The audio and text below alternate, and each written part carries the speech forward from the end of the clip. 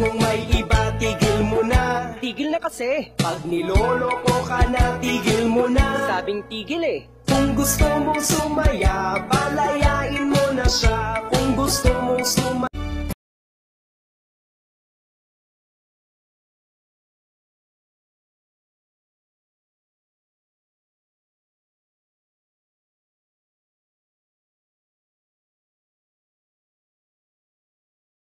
asawa mo ngayon ay akin. Nakuha ko sa isang tingin, ngunit ikaw ay yakapin. Asawa mo'y dumating. May mahal na siyang iba, wag kang tanga. May mahal na siyang iba, wag kang tanga.